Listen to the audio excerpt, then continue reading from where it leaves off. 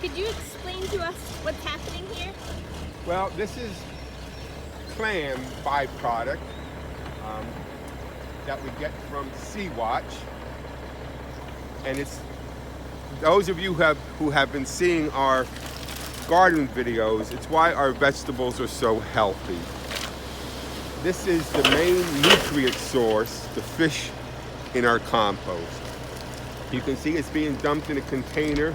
The container is made out of leaves and wood chips, and it will immediately get mixed up with a big machine to help control the odors. Right now, we're used to it, but there's a little bit of odor when they first dump. But within an hour or two, when we get it all mixed up with leaves and wood chips, when we get it all mixed up, there'll be no odor.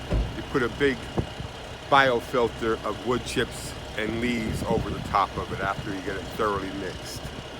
But essentially, why our soils don't need any fertilizer or lime, and we can grow such healthy crops without using pesticides, is because we're recycling this nutrient-rich resources that we have in our bioregion.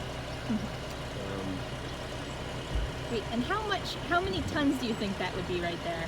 That's probably in the range of 30 to 33 tons, I would guess. Yep. You can see the size of that truck. You know, most people think a 10-wheeler is a big truck. This is I think 20 wheels on this, 18 to 20 wheels on that truck. And we receive these about once a day. Once a day. And it's a win-win situation. By not sending it to the dump, we're not creating methane, which is a greenhouse gas. When you compost it aerobically, there's no methane production. So we're helping the environment, and financially it's a win-win for everybody, because we're saving the fish companies money compared to the fee they pay at the dump. They do pay us because we have very expensive equipment to manage all this, but it's a big savings compared to going to landfills, and it's a big savings for our environment. Great.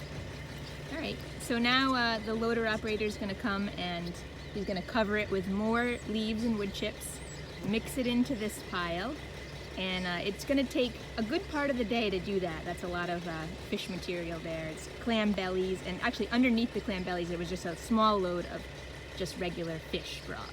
Yeah, we call it gurry, not the clam byproduct, but the fish byproduct. The head, the tails, the innards of the fish that we eat is called gurry, and that's even more nutrient rich, more protein, more nitrogenous materials in the gurry than in the clam shells and clam byproduct. One thing I want you to notice too is behind my dad, I don't know if you can really see, but there's a lot of barn swallows, and they are here to control the flies. They've been encouraged to there's habitat for them here, and they will just come and kind of help us control the flies that come in with the fish this year. That's a good point, because when we first started doing fish, which was over 40 years ago, we wound up with a big fly outbreak back then. But over time, the predators of the flies have come, and with good housekeeping, good management practices, we can control the fly population. But it took nature to help us out with lots of birds. And lots of habitat for birds. All right, well thank you. This is what helps us make a really great compost.